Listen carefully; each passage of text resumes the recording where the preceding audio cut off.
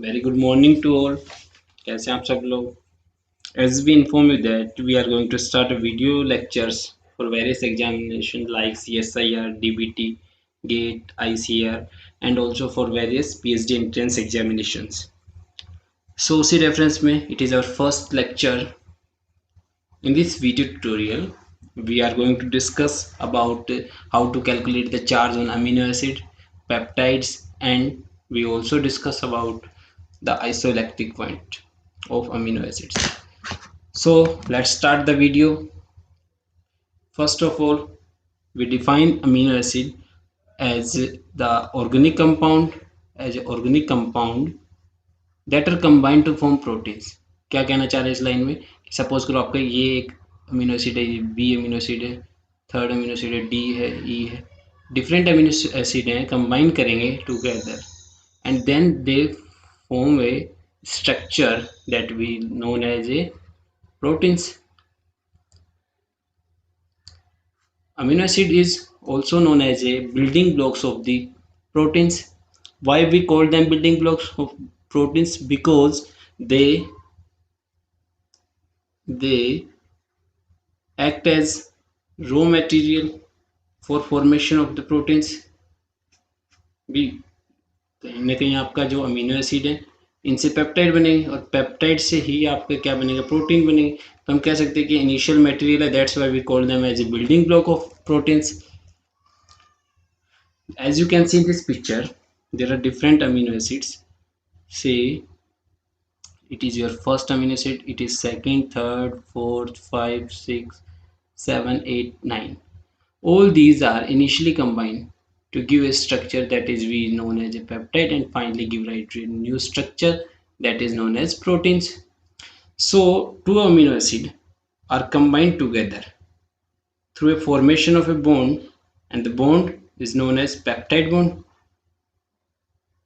जो bond formation होगी between two amino acid को उसको हम किस नाम से जानेंगे, पेप्टाइड बॉन्ड के नाम से जानेंगे. कि भी पेप्टाइड बॉन्ड फॉर्मेशन अगर होगी तभी दो अमीनो एसिड आपस में कंबाइन करेंगे. ठीक है, अभी what is peptide bond and how does it form, ये सब हम डिस्कस करेंगे in next slide. So we can define peptide as a short chain of two or more amino acids. ये पेप्टाइड क्या होगी, एक शॉर्ट चेन कह सकते हैं कि भाई सपोज करो ये आपके बहुत सारे अमीनो एसिड थे, इन्होंने आपस में कंबाइन कर शॉर्ट चेन बना डाली, तो ये क्या हो गया आपके, ये आपके पेप्टाइड्स बोल देंगे इनको. अभी बहुत सारे पेप्टाइड्स मिलकर क्या बनाएंगे, एक स्ट्रक्चर बनाए तो उसको हम प्रोटीन कह देंगे. ठीक है, तो हम अमीनो एसिड को ऐसे भी डिफाइन कर सकते हैं कि वो कंपाउंड जो क्या कैरी करेंगे, कार्बन, हाइड्रोजन, ऑक्सीजन और नाइट्रोजन कंटेन करें. भाई the compound which having the carbon, hydrogen, oxygen and nitrogen molecules. So protein को कैसे डिफाइन करेंगे, तो प्रोटीन क्या होंगे आपके, आर द बायोमोलिक्यूल्स और से macromolecule that is made up of multiple peptide सब यूनिट. जैसे कि आप देख सकते हैं यहाँ पर, अगर हम किसी प्रोटीन को, सपोज ये क्या आपका प्रोटीन है, कोई ये आपका प्रोटीन है, अगर इसको हम अप्लाई कर दें, वेरियस डाइजेस्टिव एंजाइम यहाँ पर अप्लाई कर दें, तो हमें क्या मिलेंगे, what we will get, then we get a number of fragment of peptide fragment. इसका क्या मतलब है कि आपके जो प्रोटीन्स थे किससे बने, पेप्टाइड से कंबाइन होकर बने हैं. ठीक है, हमें पता है कि अपने नेचर में 20 अमीनो एसिड्स होंगे आपके, 20 अमीनो एसिड होंगे जो कि क्या होंगे आपके, let me change the colour for pen. तो जो आपके 20 अमीनो एसिड होंगे वो मोस्ट अबेंडेंट अमीनो एसिड हैं, मोस्ट अबेंडेंट है, और इनको हम क्या कहेंगे, मैजिक 20 भी कह देते हैं. We call them as magic 20. So हम इनको मैजिक 20 क्यों बोल के जा रहे हैं, because they are involved in formation of a variety of proteins. भी जितने भी डिफरेंट कॉम्बिनेशन हमें मिल रहे हैं प्रोटीन के, उनमें सब में ये 20 ही आपको अमीनो एसिड हैं जो डिफरेंट वे में एक दूसरे से कंबाइन हो रहे हैं, डिफरेंट पैटर्न में कंबाइन हो रहे हैं और डिफरेंट टाइप ऑफ प्रोटीन हमें प्रोवाइड कर रहे हैं. So that's why we call them as a magic 20. Another question that come in our mind, why we name amino acid as amino acid. भाई हमने अमीनो एसिड को amino acid ही name क्यों दिया, तो उसके लिए हम क्या करेंगे, एक बार हम इसको इरेज कर लेते हैं अपने बोर्ड को. Let me erase one. देखो अब इनको हमने अमीनो एसिड क्यों, जैसे कि अगर हम इनके स्ट्रक्चर में देखेंगे तो क्या देखने को मिलेगा आपको, सपोज करो ये आपका अल्फा कार्बन हो गया, यहाँ पर आपका कार्बोक्सिलिक ग्रुप हो गया, और यहाँ पर इसका हो गया अमीनो ग्रुप, इधर आपका H और ये आपका R हो गया। तो ये वाला जो इसका कार्बोक्सिलिक ग्रुप, उसकी वजह से तो इसको हमने क्या कह दिया, एसिड कह दिया, और जो इनका अमीनो ग्रुप उसकी वजह से अमीनो कह दिया। तो because of their functional group they are named as amino acid. Clear है? चलो अब हम बात करेंगे जनरल स्ट्रक्चर के बारे में, अमीनो एसिड का जनरल स्ट्रक्चर कैसा होता है। ठीक है, उसके बाद हम डिस्कस करेंगे। जैसे ही once we make a general structure, after that we discuss about how a peptide bond formation अगर अगर हम ड्रॉ करें जनरल स्ट्रक्चर की एक अमीनो एसिड के लिए, तो ये आपका सी अल्फा हो गया, कार्बन अल्फा कार्बन हो गया, यहाँ पर क्या मिलेगा आपको, C W negative carboxylic group हो गया, ये आपका एच होगा, इधर से आपका मीन ग्रुप मिलेगा। ठीक है, और यहाँ पर आपकी आर साइड चेन। अब यहाँ पर देखेंगे ना इस स्ट्रक्चर में, तो क्या देखने को मिल रहा है आपको, ये इस तरह का स्ट्रक्चर आपको जनरल स्ट्रक्चर रहेगा सभी अमीनो एसिड के लिए। ठीक है, अभी क्या होता है कि जो यहाँ पर आपका आर है, it is R stand for side chain, और जो रिमेनिंग पोर्शन रहेगा other than the R will be going to be same for all the amino acid. ये वाला जो स्ट्रक्चर रहेगा ये सभी अमीनो एसिड के लिए क्या रहेगा, सेम रहेगा, और इसको हम क्या कहेंगे, it is also called as backbone of amino acids. इसको हम अमीनो एसिड की बैकबोन बोल के जाएंगे। And this R will going to be change according to the amino acids, या हम ऐसे कह सकते हैं ये वेरी करेगा from amino acid to amino acid, vary करेंगे, जो इसका आर ग्रुप रहेगा ये वेरी करेगा। तो ये आप स्ट्रक्चर तो हमने देख लिया। चलो अब हम बात करते हैं कि how does the two amino acid combine together. उसके लिए पहले हम स्ट्रक्चर बना लेते हैं, फिर से एक बार स्ट्रक्चर बना लेते हैं। चलो ये आपका अल्फा कार्बन हो गया, तो ये आपका कार्बोक्सिलिक ग्रुप हो गया, यहाँ पर इधर आपका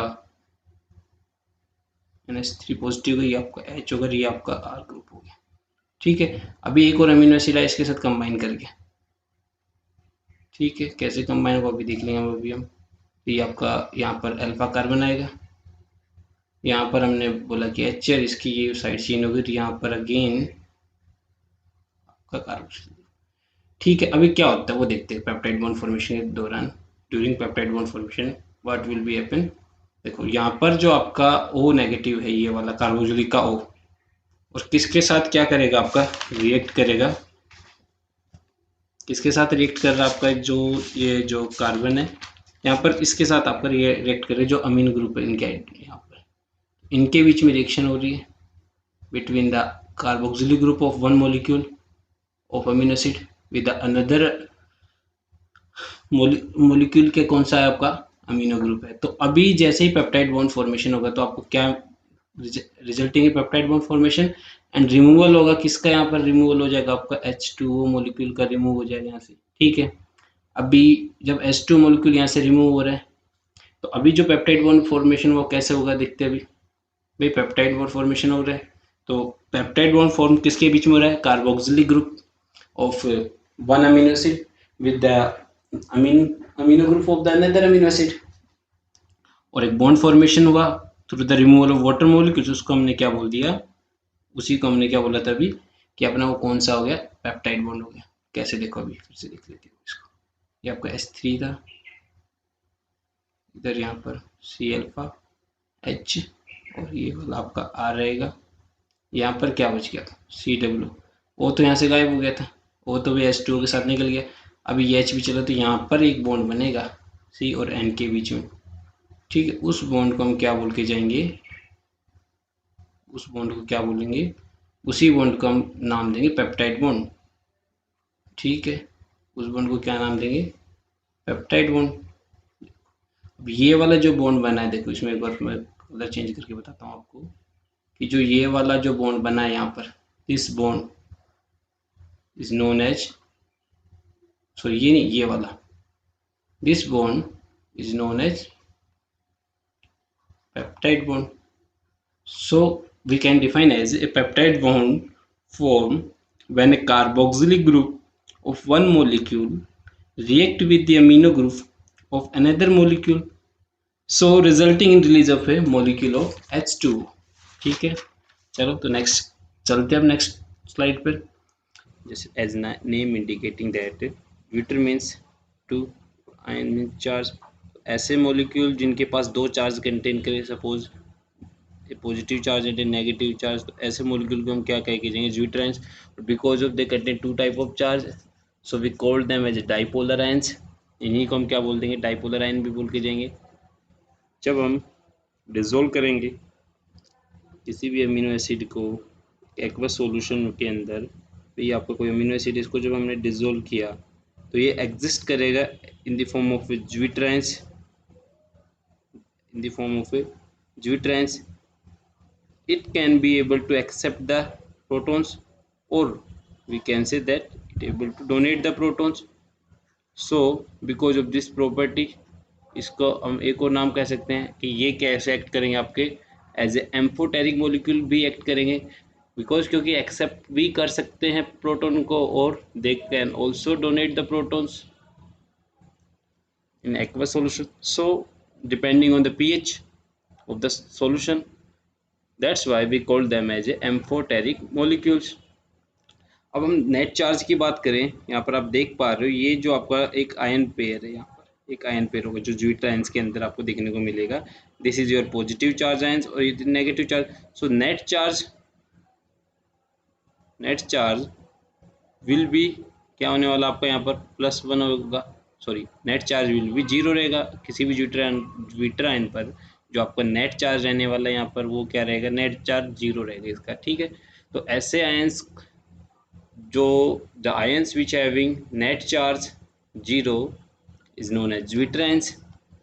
सो हम यहाँ पर इनको डिफाइन कर सकते हैं ज्विटर आयंस को। कैसे डिफाइन करेंगे, चलो एक बार इसकी डेफिनेशन आप लिख सकते हैं सभी। तो a zwitterine is a molecule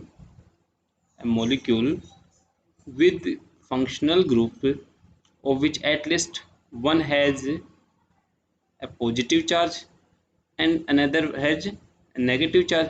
suppose ये आपके दो फंक्शनल ग्रुप में से एक के पास क्या मिलेगा देखने को, पॉजिटिव चार्ज, और सेकंड के पास नेगेटिव चार्ज रहेगा। तो ऐसे जो मॉलिक्यूल रहेंगे उनको हम क्या कह देंगे, ज्विटराइंस कह देंगे। सो नेट चार्ज यहाँ पर आपका क्या बच जाता है, 0 रहेगा। ठीक है, सो अगर हम बात करें अगर डिफरेंट पीएच पर की ज्विटराइंस की जो क्या किस फॉर्म में आपको देखने को मिलेंगे, तो एक बार हम इसको फिर से रिमूव कर एक बार देखते हैं कि ज्विटराइन कंडीशन में कैसे आपका शो करेगा। Let me reach one time. देखो यहाँ पर भी आपको देखने को मिलेगा। अगर हम बात करते हैं कि आपका जो जनरल स्ट्रक्चर की बात करें तो ज्विटराइंस का स्ट्रक्चर कैसा होगा, यहाँ पर आपका सी अल्फा हो गया, अल्फा कार्बन हो गया।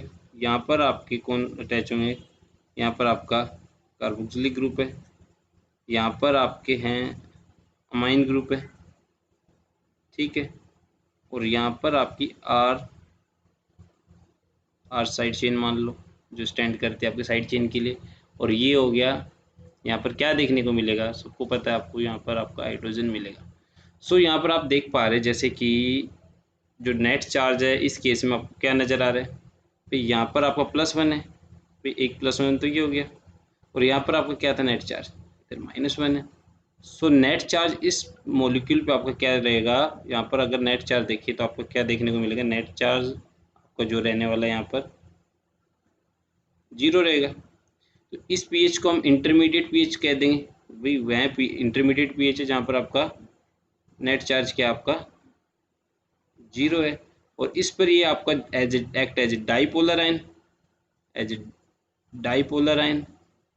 और हम कह सकते हैं यहाँ पर ही ये आपका ज्विटराइन की तरह क्या कर रहा है, रिएक्ट करेगा। देखो सपोज जब हमने क्या किया इसके, when we raise the pH, slightly raise किया हमने इसकी पीएच को, यहाँ पर हमने OH आयंस को या NaOH को हमने टाइट्रेट करवा दिया, ऐड करवा दिया, तो क्या होगा यहाँ पर आपका नेक्स्ट स्ट्रक्चर क्या बन जाएगा। जैसे हमने एक यहाँ से करेंगे तो जो आपका H पॉजिटिव यहाँ से ये क्या कर लेगा, डोनेट कर देगा आपका अमीन ग्रुप।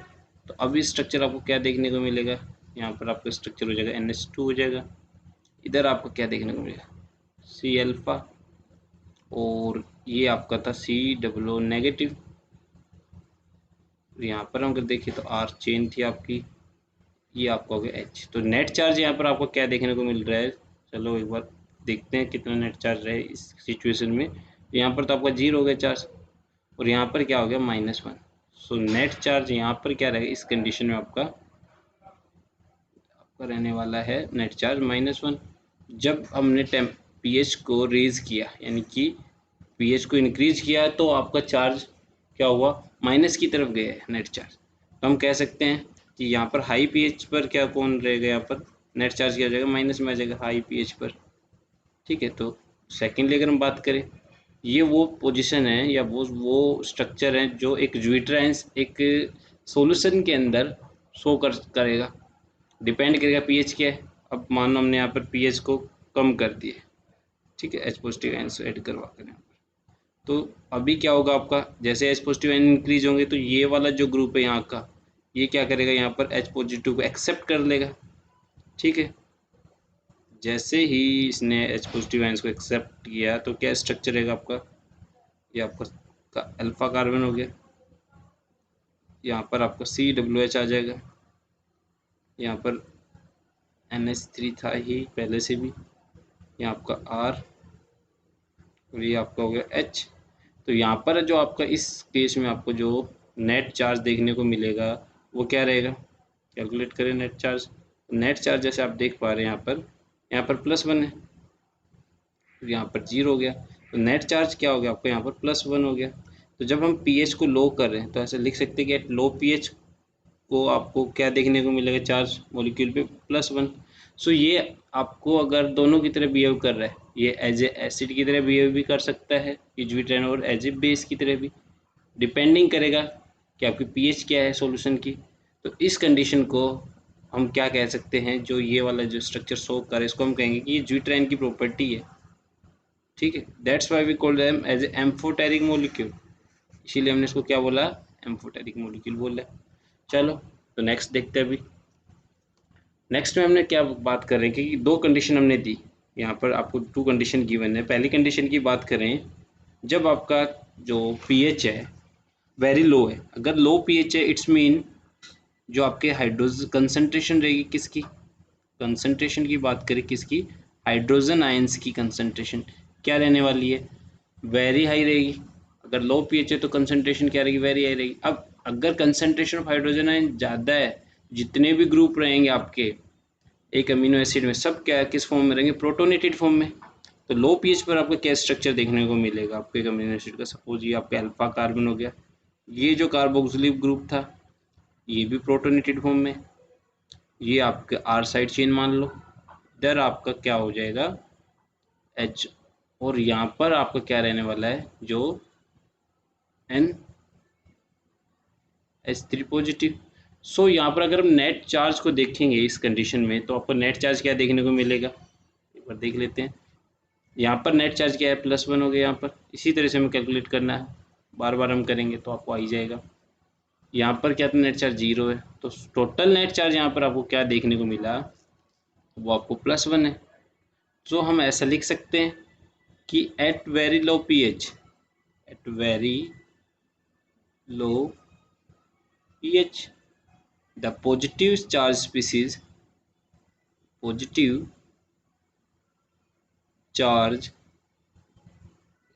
predominant, ऐसा लिख सकते हैं ना भाई। यहाँ पर लो चार्ज जैसे हमने लो pH किया, इज प्रीडोमिनेंट, क्या लिख रहे हैं हम यहाँ पे, इज प्रीडोमिनेंट, हम ऐसा लिख सकते हैं। देखो जैसे ही हमने pH को डिक्रीज किया है तो आपका H पॉजिटिव आयन की कंसंट्रेशन बढ़ेगी, और H पॉजिटिव आयन की कंसंट्रेशन बढ़ेगी तो जितने भी ग्रुप रहेंगे वो प्रोटोनेटेड हो जाएंगे। सबने प्रोटोन को एक्सेप्ट कर लिया है। अभी प्रोटोन को एक्सेप्ट करने के बाद क्या, किस तरह से वो उन पे कौन सा चार्ज आ जाएगा, जैसे आप देख पा रहे हैं यहाँ पर आपका पॉजिटिव चार्ज आ जाएगा। तो हम ऐसा कह सकते हैं कि लो पीएच पर आपका पॉजिटिव चार्ज स्पीसीज रहेंगे, वो प्रीडोमिनेंट करेंगे। अब हम बात करते हैं केस सेकंड की। केस सेकंड में क्या बोला गया यहाँ पर, भाई केस सेकंड में आपको बोला जा रहा है, अगर आपके पास व्हेन पीएच इज हाई, अगर हाई पीएच है, इसका क्या इंडिकेशन हो गया, when pH is high means concentration of the H positive ions is decreases, और से वेरी लो। अगर आपके H पॉजिटिव आयन की कंसंट्रेशन अगर कम होगी तो क्या होगा भाई, आपकी जो ये वाला ग्रुप है, ये जो यहाँ पर वो all the group are in their deprotonated form. फिर जब पीएच आपकी लो थी तो सब क्या थे, प्रोटोनेटेड फॉर्म में थे। अगर हमने पीएच को इंक्रीज करेंगे तो वो क्या करेंगे, डीप्रोटोनेटेड फॉर्म में आते जाएंगे। तो अब स्ट्रक्चर क्या रहने वाला है, देखो यहाँ पर आपका अल्फा कार्बन हो गया, यहाँ से जो आपका कार्बोक्सिलिक ग्रुप से इन्होंने एच को क्या कर दिया, प्रोटोन को डोनेट कर दिया। इधर NH2 ने अपना प्रोटोन डोनेट कर, NH3 ने डोनेट कर दिया, अब NH2 फॉर्म में आ गया। यहाँ पर आपका R चेन थी और यहाँ पर H था। तो अभी नेट चार्ज अगर हम कैलकुलेट करना चाहें इस कंडीशन में, तो नेट चार्ज क्या रहेगा, आप इजीली कर लोगे। चलो ट्राई करो। ये आपका क्या था, -1 है, इधर 0 है, तो नेट चार्ज इस कंडीशन में आपका क्या रहेगा, -1। तो इसको हम क्या कैसे लिख सकते हैं, at very high pH, at very high pH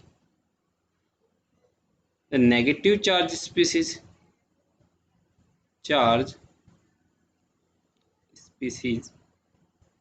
predominant, ऐसा लिख सकते हैं ना हम, प्रीडोमिनेंट।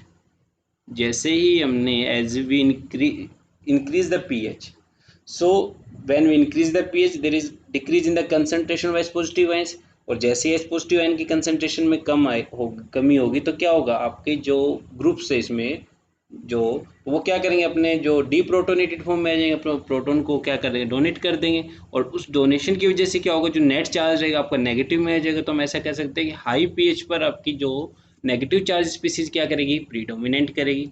ठीक है, चलो तो नेक्स्ट में देखते हैं। अब हम बात करेंगे पीएच के बारे में कि पीएच क्या होता है। तो पीएच क्या मेजर कर रहा है आपको, कि हाउ एसिडिक और बेसिक वाटर इज इसका। और जब हम पीएच अगर स्केल के बारे में देखेंगे पीएच को, तो आपको क्या देखने को मिलेगा पीएच में, सपोज ये आपका कहीं ना कहीं आपको 0 पीएच देखने में मिलेगा, यहाँ पर सपोज करो आपको 7 मिल जाएगा और यहाँ पर आपको 14 मिल जाएगा। ठीक है, तो अगर हम इधर से आएंगे, इस साइड इंक्रीज होंगे, तो आपको क्या होगा कि जो एसिडिक एनवायरनमेंट इंक्रीज होगा। पीएच कर इधर जाएंगे तो हम क्या कहेंगे, सॉरी एसिडिक एनवायरनमेंट, और यहाँ पर क्या होगा, आपको बेसिक एनवायरनमेंट इंक्रीज होता जाएगा।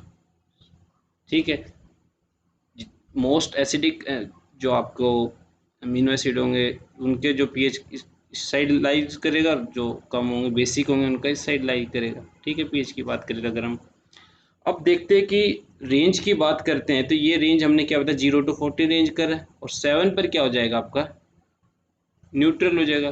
कोई भी स्पीसीज है उसका जो 7 पर हम देखेंगे तो क्या पीएच रहेगा, न्यूट्रल रहेगा। 0 पे वो स्पीसीज एसिडिक रहेगी और 14 पर क्या रहेगी, बेसिक। ठीक है, तो हम इतना तो कर ही लेंगे। अब हम बात करते हैं आइसोइलेक्ट्रिक पॉइंट के बारे में कि आइसोइलेक्ट्रिक पॉइंट क्या होता है। भाई आइसोइलेक्ट्रिक पॉइंट क्या होता है, it is can define as a pH at which a molecule carry no net electrical charge, कि वह पीएच जब आपका मॉलिक्यूल पे क्या होगा, कोई भी इलेक्ट्रिकल चार्ज कैरी ना करे। तो ऐसी सिचुएशन में जब मॉलिक्यूल पर कोई नेट चार्ज नहीं था, उसको हम एज ए ज्विटर आयन भी बोल के जा रहे थे। ज्विटर आयन को भी पास भी कोई चार्ज नहीं था, देखने को मिला होगा आपको, ऐसे को हम न्यूट्रल आयंस भी कह सकते हैं। तो आइसोइलेक्ट्रिक पॉइंट क्या हो गया, the pH at which a molecule carry no net electrical charge, उससे इलेक्ट्रिकली न्यूट्रल स्पीसीज। अभी ये जो आपकी प्रॉपर्टी आइसोइलेक्ट्रिक पॉइंट वाली, ये कहाँ पर आपको देखने को मिलेगी, तो आइसोइलेक्ट्रिक पॉइंट की बात करें तो हम ये प्रॉपर्टी है जो यूज़ करते हैं आइसोइलेक्ट्रिक फोकसिंग में। किसी लिए आइसोइलेक्ट्रिक फोकसिंग के जो टेक्निक उसके अंदर हम इसका यूज़ करेंगे। और क्या क्या यूज़ रहेगा, सेपरेट करने के लिए प्रोटीन को, सेपरेशन ऑफ प्रोटीन लिख सकते हैं हम, सेपरेशन ऑफ प्रोटीन को सेपरेट करने के लिए हम इस टेक्निक का यूज कर रहे हैं। ठीक है, अभी नेक्स्ट हम बात करेंगे PK1 PK2 और फाइनली बात करेंगे PKR के बारे में कि ये PK1 PK2 और PKR क्या चीज़ होती है। तो अगर हम बात करें PK की, तो PK क्या डिस्क्राइब करे, किसी भी स्पीसीज के लिए आपका जो PK रहेगा वो डिस्क्राइब करके जाएगा उसकी आयोनाइजेशन पॉइंट को, कि भाई कोई भी स्पीसीज है, कोई भी ग्रुप है, किस टाइम आपका एक्सेप्ट करेगा प्रोटॉन को और डोनेट करेगा। कि हम कह सकते हैं कि describe the degree of ionization. भाई डिग्री ऑफ आयोनाइजेशन का मतलब है कि सपोज करो ये आपका क्या है, कार्बोक्सिलिक ग्रुप है, तो ये आपका प्रोटॉन किस टाइम पर आपको ये डोनेट कर रहा है, यहाँ पर उस पॉइंट को हम क्या बोल के जा रहे हैं, PK, भाई आयोनाइजेशन पॉइंट। ठीक है, तो अब इनके बारे में नेक्स्ट स्लाइड में और बात करेंगे। चलो, तो ये टेबल जो गिवन आपको मेमोराइज करनी पड़ेगी, या तो ये टेबल आपको एग्जामिनर गिवन रहेगी क्वेश्चन में एग्जाम में, या फिर क्या होगा, आपको अगर गिवन नहीं है तो आपको ये मेमोराइज करना ही होगा।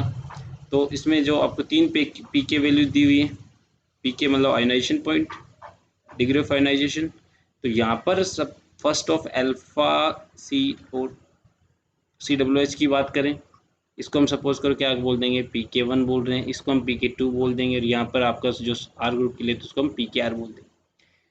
तो जो PK1 हम इजीली याद कर लेंगे, जो आपका कार्बोक्सिलिक ग्रुप के लिए, अल्फा कार्बोक्सिलिक ग्रुप के लिए, उसके लिए हम कैसे याद करेंगे भाई, ये कहाँ से कहाँ रेंज करे, 1 से 2 के बीच में नियरली रेंज करेगी, ठीक है। और ये वाला जो आपका सेकंड है NH3 के लिए बात करें अमीन ग्रुप के लिए, तो ये रेंज करी है अराउंड 9 to 10, ठीक है, ये भी हमें याद हो जाएगी, रफली हम देख सकते हैं। लेकिन R ग्रुप के लिए हमें अलग से लर्न करना पड़ेगा, we have to learn it because they highly varied. किसी के लिए आपको 4 भी देखने को मिल रही है, 3 भी देखने को मिल रही है, 5 भी देखने को मिल रही है, 10 भी मिल रही है, और 10.13 भी मिल रही है। तो ये आपको याद करना है, you have to learn it once. अगर आपने इसको लर्न कर लिया तो क्या रहेगा कि आपके जो बाकी क्वेश्चंस रहेंगे इससे रिलेटेड, कोई भी एग्जाम में, जैसे किसी SIR एग्जाम मान लो आप गेट में, जो इससे रिलेटेड क्वेश्चन होंगे, तो उसके लिए आपको या तो क्वेश्चन में गिवन होगी, या फिर आपको याद ये मेमोराइज करना ही करना है, तभी आप ये क्वेश्चन सॉल्व कर पाओगे, ठीक है। तो आपको ये टेबल स्क्रीनशॉट ले सकते हो, और मैंने अपने इंस्टा पेज पे भी इसको अपलोड कर रखा है इसको, तो वहाँ से भी आपको इसको सेव कर सकते हो। Move to next. Here we are solving the different amino acid for the third 3 letter code और 1 लेटर कोड। जैसे कि यहाँ पर आप गिवन है एस्पार्टिक एसिड के लिए द 3 लेटर कोड आपको क्या रहेगा, ASP है। भी 3 letter code, तो we all know about the 3 letter codes because of glutamic acid है, तो GLU we can call GLU as a 3 letter code में। आर्जिनिन के लिए हम ARG को यूज़ कर रहे हैं, टायरोसिन के लिए TYR का यूज़ कर रहे हैं हम, ट्रिप्टोफैन के लिए TRP, फिनाइल एलानिन के लिए PHE, और एस्पार्जिनिन के लिए SN, और ग्लूटामिन के लिए GLN। तो ये तो बड़ी इजी याद हो जाएगी, 3 वर्ड लेटर में हमें कोई डिफिकल्टीज नहीं है, क्योंकि एग्जामिनर आपको can ask the in question with 3 letter code और 1 code, so we have to memorize again it.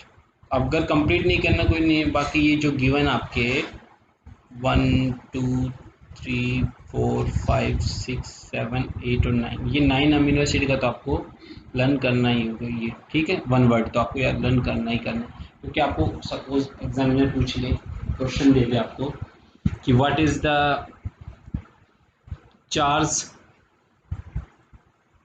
On DEK at pH 11।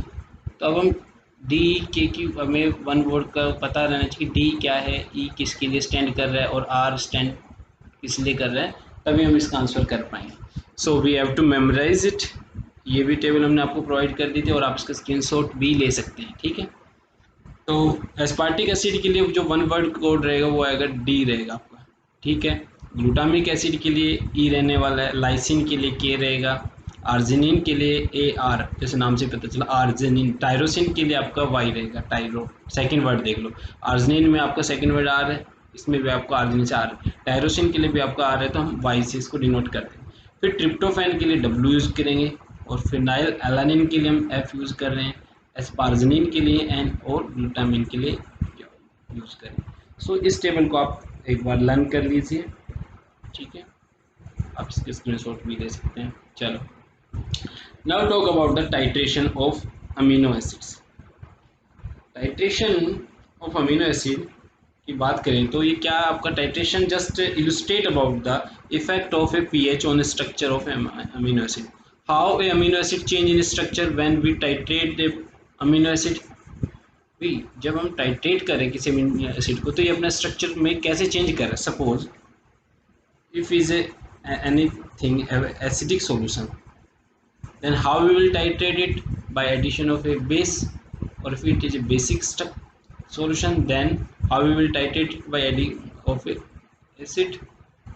So titration is just so how a amino acid changes structure when we slightly raise in pH or we down in pH, decrease the pH और increase the pH. तो जैसे हम pH में change कर रहे हैं, suppose करो हमने पीएच में चेंज किया, यहाँ पर हमने इंक्रीज कर दिया पीएच, पहले आपकी क्या थी 5 थी, हमने 7 पे कर दी, या फिर 5 से हमने 2 पर पीएच पर कर दिया, तो क्या चेंज आएगा, जो पहले स्ट्रक्चर था उसमें से क्या चेंज आएगा, उस चीज़ का जो इलस्ट्रेशन है उसी को हम क्या कहेंगे, भी टाइट्रेशन कर रहे हैं। टाइट्रेशन ओनली डिस्क्राइब कर रहा है कि the change in the structure of A amino acid when we change in the pH. So the first one is diprotic. As name suggests, di means two. They have two group which can donate or accept the protons. Or in triproton protics have three group which can donate or accept the protons. अभी कौन से group होंगे, तो diprotic की बात करें तो ये होगा आपका alpha carboxylic group, alpha amino group. क्योंकि अगर हम बात करें ट्राइप्रोटिक में तो आपका अल्फा कार्बोक्सिलिक ग्रुप रहेगा एक, सेकंड आपका रहेगा अल्फा अमीनो ग्रुप, थर्ड रहेगा आपका आरएच साइड चेन। ठीक है, एग्जांपल की बात करें तो वैलिन का एग्जांपल देख सकते हैं आप, इसमें ल्यूसिन का देख सकते हैं। और अगर हम बात करें ट्राइप्रोटिक में तो इसमें आपको क्या मिलेगा, ट्राइप्रोटिक के अंदर एग्जांपल की बात करें तो जो भी आपके चार्ज अमीनो एसिड रहेंगे, जैसे कि स्टिडीन का एग्जांपल ले सकते हैं आप, लाइसिन का ले सकते हैं, और आर्जिनिन का ले सकते हैं, एस्पार्टिक एसिड का ले सकते हैं। तो ये सब किस में आ जाएंगे, आपके ट्राइप्रोटिक अमीनो एसिड में आ जाएंगे। अभी हम कुछ एग्जांपल के साथ चार्ज कैलकुलेट करना सीखेंगे और isoelectric point of amino acid का, तो आप भी कोशिश कीजिए। सबसे पहले हम बात करते हैं एलानिन की, जो फर्स्ट एग्जांपल रहेगा अपना एलानिन है। एलानिन क्या हो, किसका एग्जांपल है आपका, एक डाइप्रोटिक अमीनो एसिड का एग्जांपल है एलानिन।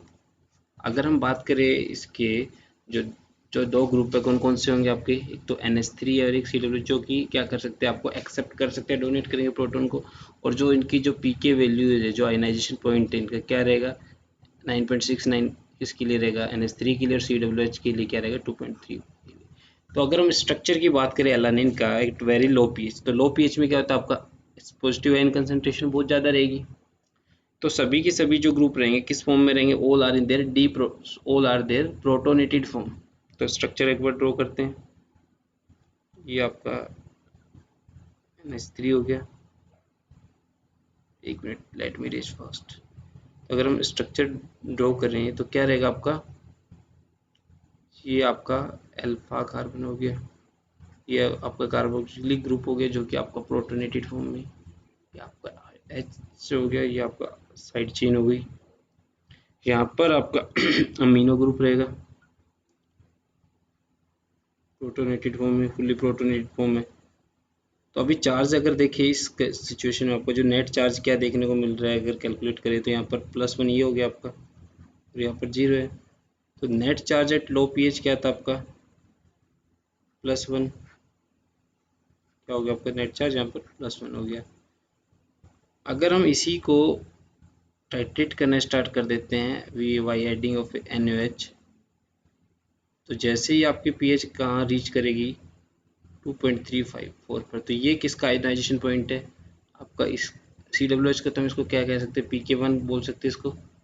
अभी यहाँ से आपका H पॉजिटिव डोनेट कर कर कार्बोक्सिलिक क्या हो जाएगा, डीप्रोटोनेटेड फॉर्म में आ जाएगा। तो अभी स्ट्रक्चर क्या रहने वाला है यहाँ पर आपका, ये तो सेम रहेगा NH3 तो, और यहाँ पर क्या है, ये भी H था, ये R रहेगा, ये वाला जो आपका था ये डीप्रोटोनेटेड हो चुका है, माइनस चार्ज आ चुका।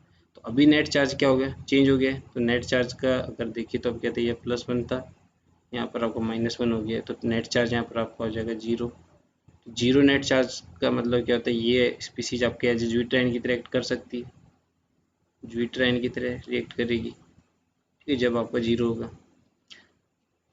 और 0 पीएच कब होगा, कोई एक इंटरमीडिएट पीएच रहेगी आपकी जब आपका 0 चार्ज रहेगा। तो अगर हम इसको फर्दर हम क्या करें, टाइट्रेट करें, फिर से अगर इसमें क्या ऐड कर दिया हमने, NaOH ऐड कर दिया, तो अभी जैसे ही आपका पीएच कहाँ रीच करेगा, 9.69 के पास रीच करेगा, तो इसको किसके लिए आयोनाइजेशन पॉइंट किसका आ गया, सेकंड का आ गया अमीन ग्रुप का, तो हम इसको Pk2 बोल देंगे। तो अभी क्या होगा, ये वाला जो यहाँ से H पॉजिटिव डोनेट कर कर ये डिप्रोटोनेट फॉर्म में आ जाएगा।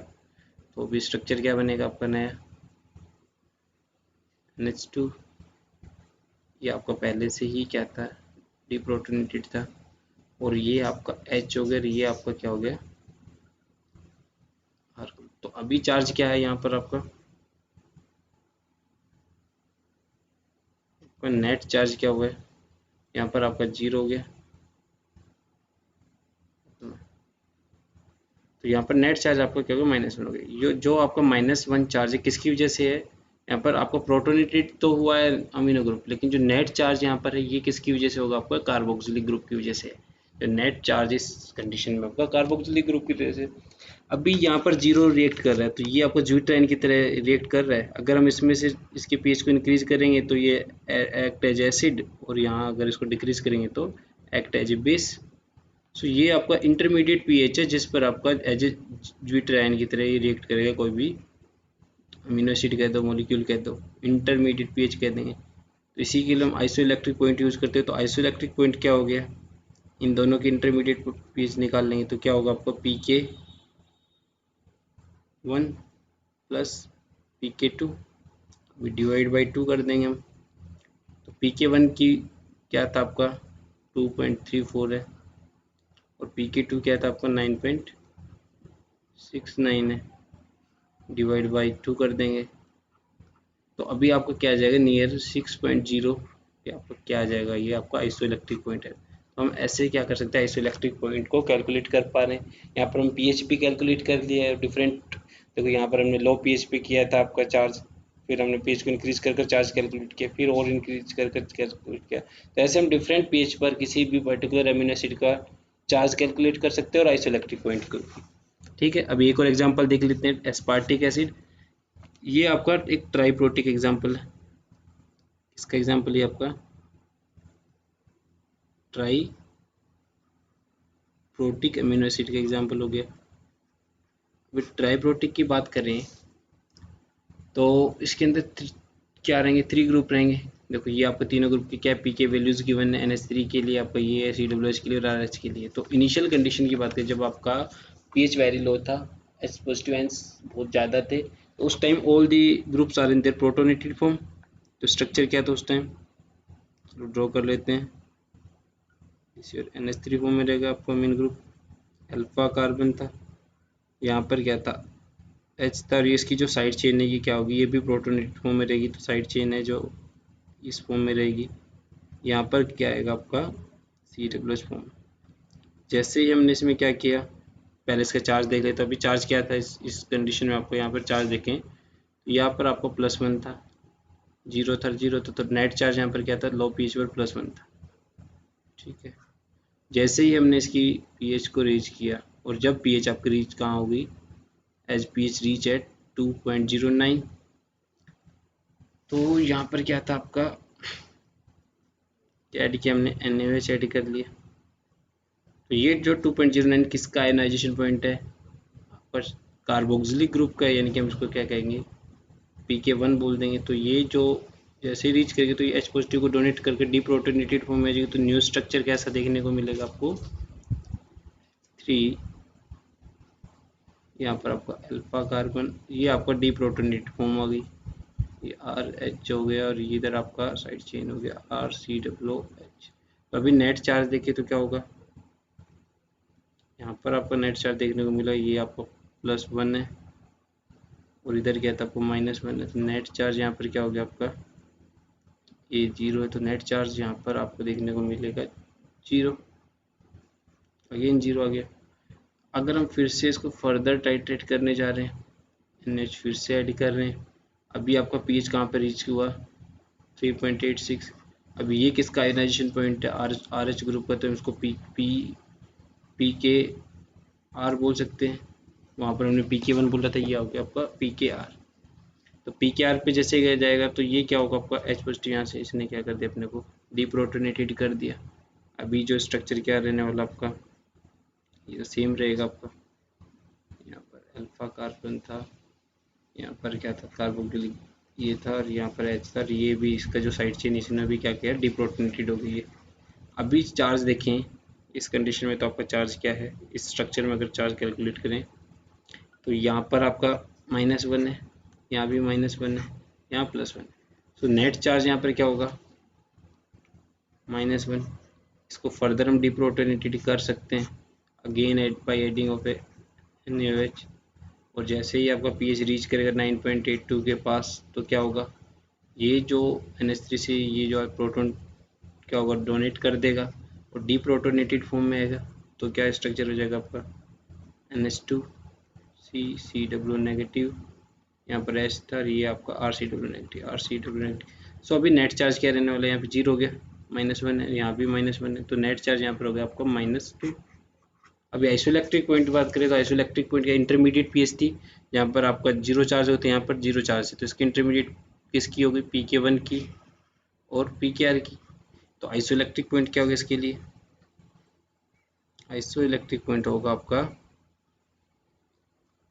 देखो PK1 plus PKR divide by 2। तो अभी PK1 की वैल्यू क्या थी यहाँ पर 2.09 प्लस PKR की वैल्यू है 3.86 डिवाइड बाई 2, तो अराउंड आपका 3 क्या समथिंग आएगा, आप कैलकुलेट करके देख लेना, ये आपका आइसोइलेक्ट्रिक पॉइंट आ जाएगा। ठीक है, अब यहाँ से हमने चार्ज भी कैलकुलेट कर लिया है डिफरेंट पीएच पर और आइसोइलेक्ट्रिक पॉइंट भी, और ये आपका किसका एग्जांपल हो गया, ट्राइप्रोटिक का। चलो कुछ और क्वेश्चंस देख लेते हैं। तो अभी एक क्वेश्चन आपका गिवन है कि calculate the charge on following peptides at pH 1, 7 and 10। सबसे पहले हमें क्या पता करना पड़ेगा पेप्टाइड में कि ये कौन कौन से इसमें अमीनो एसिड किस टाइप के। तो ये तो डाइप्रोटिक हो गए सभी के सभी, और ये आपका ट्राइप्रोटिक हो गया। ठीक है, इसका आपका कहीं ना कहीं आर चेन भी वर्क करेगी। तो इसको यहाँ पर हमने क्या कर दिया, एट लो पीएच पर सभी किस फॉर्म में, प्रोटोनेटेड फॉर्म में।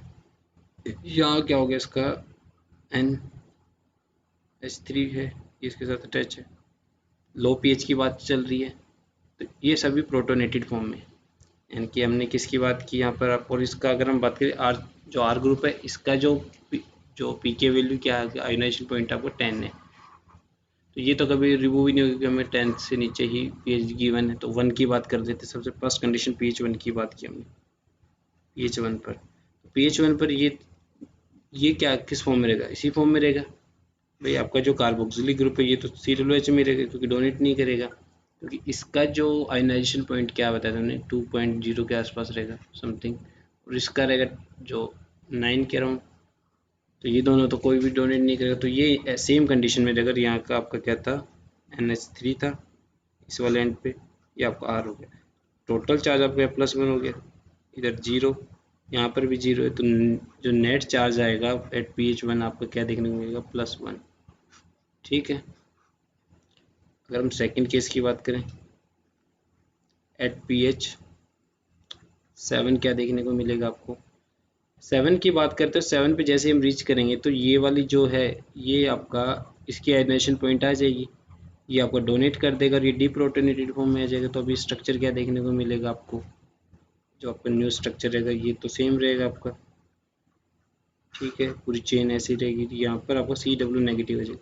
सो नेट चार्ज क्या होगा यहाँ पे, अगर नेट चार्ज की बात करें तो यहाँ पर आपका नेट चार्ज ये +1 था पहले ही, या -1 आ गया डिप्रोटोनेशन की वजह से। तो अभी जो नेट चार्ज हो गया आपका वो क्या रहेगा, 0। तो एट pH 7 पे क्या कहलाएगा, आपका नेट चार्ज 0 है। अगर हम बात करें pH 10 की, तो 10 पर आपका जो ये वाला है NH3 ये भी डिप्रोटोनेटेड हो जाएगा। ठीक है, तो अभी NH3 से क्या बन जाएगा, NH2 आ जाएगा, जो इसका +1 चार्ज था वो 0 हो जाएगा। इधर आपका CW नेगेटिव पहले से ही डिप्रोटोनेटेड था, तो अभी नेट चार्ज क्या होगा, इधर 0 चार्ज और इधर -1 है, तो नेट चार्ज यहाँ पर आपका आ जाएगा -1। तो आप इजीली यहाँ से ऐसे सोल्व कर सकते हैं, different type of question practice कर सकते हैं। तो इस तरह से हम डिफरेंट पीएच पर हम चार्ज कैलकुलेट कर सकते हैं किसी भी गिवन पेप्टाइड के लिए। तो अब हम एक एग्जांपल और देख लेते हैं। यहाँ पर आपको कैलकुलेट करना को दिया हुआ है। चलो एक एग्जांपल और देख लेते हैं। तो क्वेश्चन गिवन है कि calculate the isoelectric point of histidine, ठीक है, and also calculate the charge for on histidine at pH 1, 3 and 11। यहाँ पर आपको क्या गिवन है, इनके आयोनाइजेशन पॉइंट गिवन है NH3 के लिए 9.2 है, कार्बोक्सिलिक ग्रुप के लिए 1 पॉइंट और RH के लिए आपका 6.0 है। तो अभी हमें क्या करना है, सबसे पहले हम आइसोइलेक्ट्रिक पॉइंट कैलकुलेट करेंगे। As we know at very low pH all the group or say all the molecule within histidine are there in their protonated form।